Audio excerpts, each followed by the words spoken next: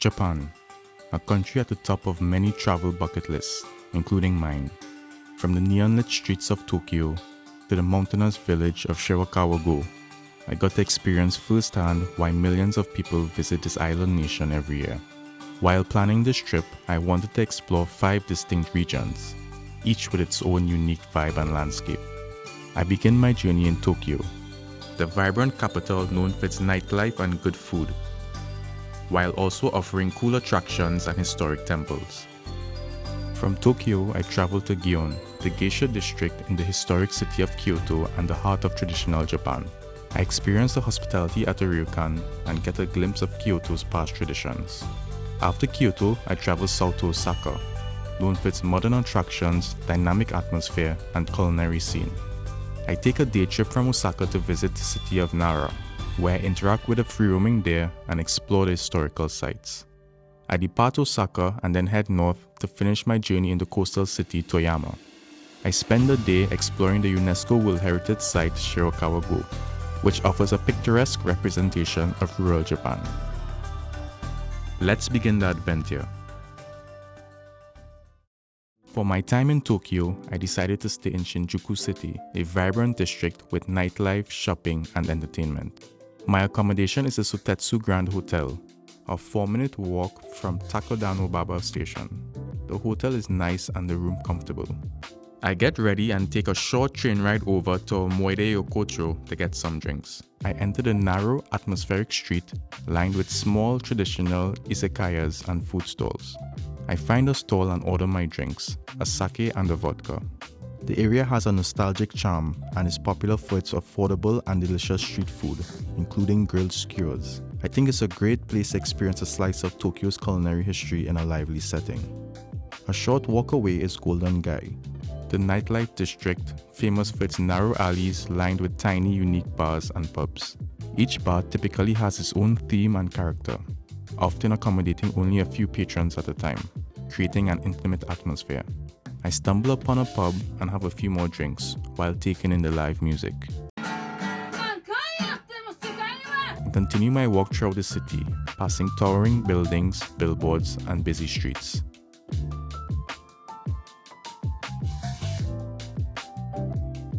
I take a short train ride to Shibuya City. After reading about the Shibuya Crossing being one of the busiest intersections in the world, I wanted to experience it for myself. However, when I got there, it was 1 a.m. and hardly anyone was waiting to cross. The next morning, the rain drizzles as I enter under the torii gate to Meiji Jingu. Located in Shibuya, Meiji Jingu is a Shinto shrine dedicated to Emperor Meiji and Empress Shokan, who led Japan to become a modernized nation. In the middle of the forest is a main complex. Visitors can partake in traditional Shinto rituals, such as making offerings, praying at the main shrine, writing wishes on an emma tablet, and purchasing a fortune or amulet. At the water pavilion, scoop up water with a ladle and rinse your hands and mouth.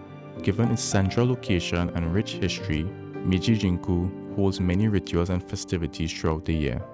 This was evident as there was a traditional wedding taking place. I take a train ride to Taito City for the next attraction. I wanted to learn more about samurai and ninja history, so I purchased a ticket to the Tokyo Samurai Ninja Museum. I learned about Japan's warring states period and feudal system.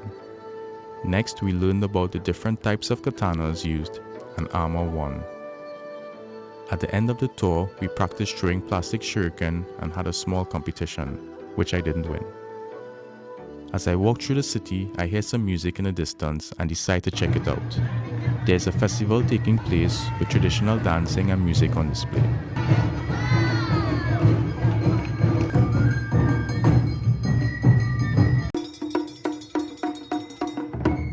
I continue walking until I get to Nakamise-dori Street. I got a feel for old school Tokyo at one of Japan's oldest shopping streets, stretching 250 meters.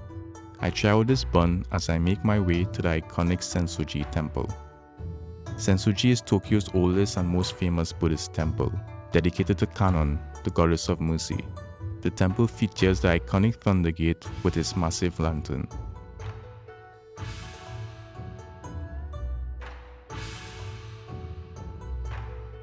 Inside the main hall is just as impressive, with people paying their respects and throwing coins in the Saisen box, a wooden coin box used to collect offerings to the gods.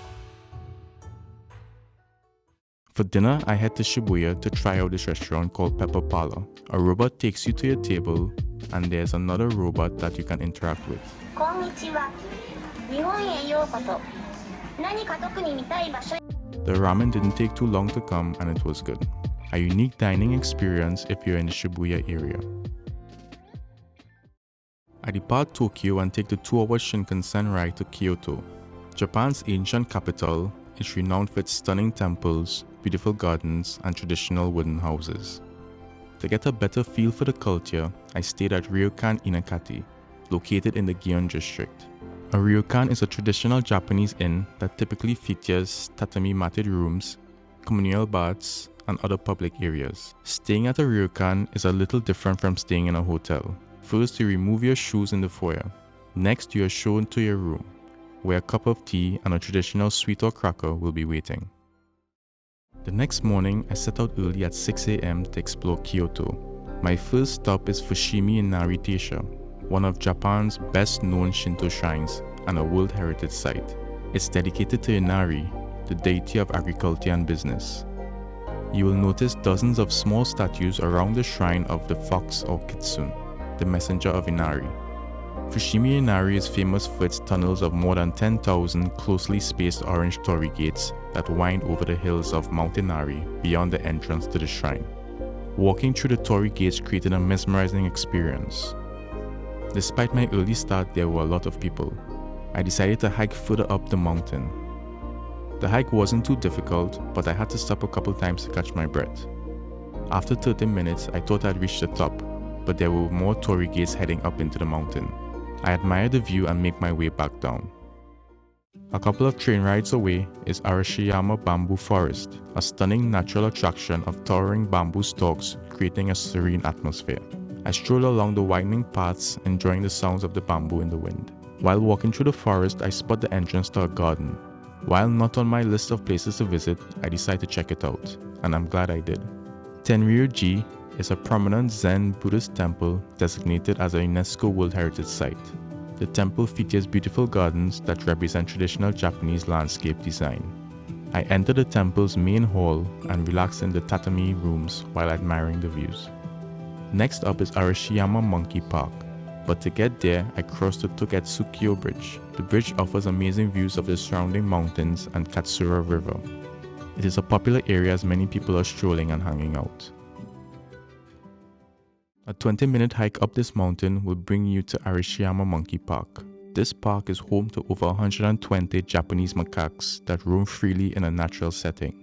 You are reminded that they are wild monkeys, so avoid eye contact and keep a reasonable distance. The monkeys are energetic and playful, with some being a bit aggressive. There's also a station inside where you can feed them.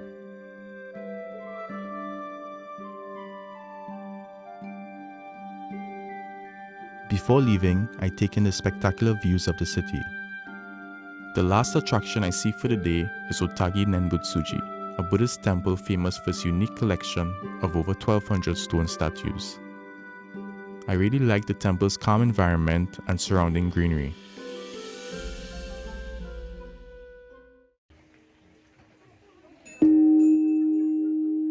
The statues had distinct and often playful expressions. The temple offers a peaceful retreat for those looking to explore a quieter side of Kyoto.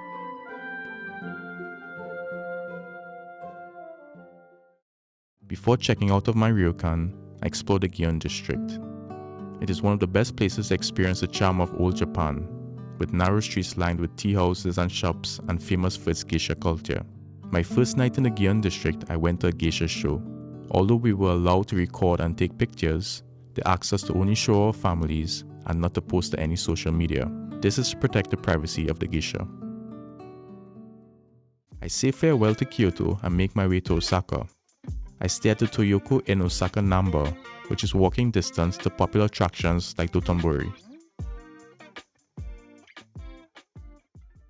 I purchased tickets in advance for a sumo wrestling show at the Sumo Hall Hirakuza, Osaka. It begins with rakugo, which is a traditional form of Japanese verbal storytelling and then the introduction to the sumo wrestlers. They demonstrate various techniques and the rules are explained. There's an exhibition tournament between the sumo wrestlers. At the end, 3 audience members are chosen to have a shot at wrestling the sumo. It was incredibly entertaining, funny, and very family friendly. The event was well planned and thought out, and I learned a lot about the Japanese martial arts sport. After the show, I walked to Dotonbori, Osaka's hotspot for tourists and revelers alike. Dotonbori is filled with towering neon signs, clubs, bars, and restaurants serving up local specialties. The walls of neon that cover the buildings are a testament to Japan's bright optimism during a time when neon reigned supreme as a new and promising technology. The entire area is preserved in this retro-futurist ambience, perfect for tourists looking for a Japanese metropolitan vibe. On the agenda today is a trip to Nara, the capital of Japan's Nara prefecture. It is drizzling as I leave the station and walk towards Nara Park, with the deer starting to appear. It was truly fascinating seeing the wild deer roam and interact freely. I had never seen anything quite like this, with animals integrated into society and way of life. I strolled further along in the park and observed the deer playing, running, and bathing. Feeding the deer is also an attraction, and special crackers are on sale all around the park. The deer are mostly friendly, despite one headbutting and biting me.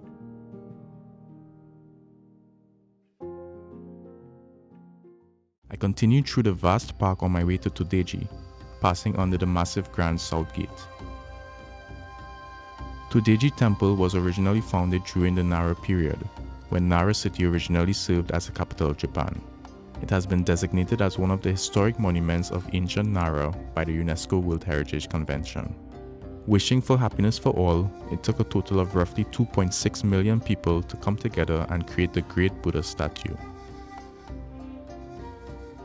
To the east of Tōdai-ji Temple is Nigatsu-do, part of the Tōdai-ji Temple complex. Nigatsu-do's and Sangatsu-do's temples stand as testaments to Japan's rich Buddhist heritage. There are various Buddhist statues and artifacts, enhancing its spiritual atmosphere. I walk up the cobbled steps flanked by ancient stone walls. Dating back to the Nara period, these temples have witnessed over 1200 years of history, surviving fires, reconstructions, and the passage of time.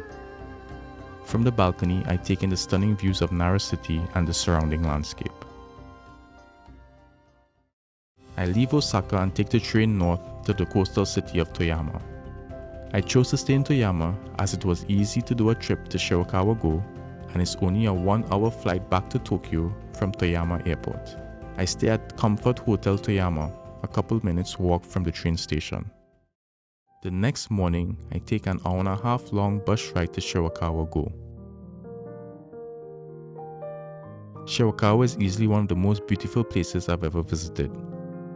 Ogemachi, a village in Shirakawa-go, is the largest collection of Gasho-zukuri-style houses in Japan, with the name Gaso-shikuri meaning like praying hands. Each house is a masterpiece of carpentry and is built without nails, with every beam slotting neatly into the next. The structure is so sound that these houses have stood since the 1800s. This village will transport you back to pre-modern Japan.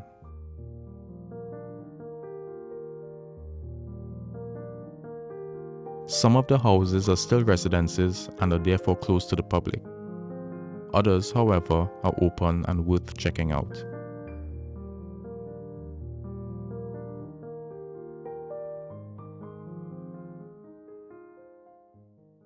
Myozenji Museum, one of the few houses of its kind in the area, with plastered earthen walls which are more fire resistant than wooden walls. After viewing the attic, I follow a covered corridor into the main hall. Its 330 square meter first floor houses the living quarters, including a large living room with an Itinerary fireplace at the center. After the museum, I crossed this bridge and relaxed by the river. I was able to cover Shirakawa-go in about 3 hours.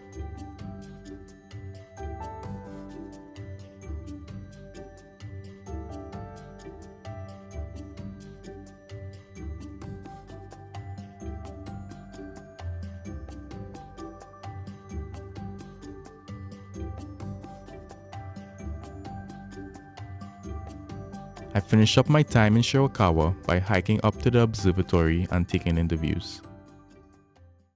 The next day I fly back to Tokyo to catch my flight back to the US. My 8 days in Japan was an incredible experience, and I hope you enjoyed my documentary as much as I enjoyed making it for you.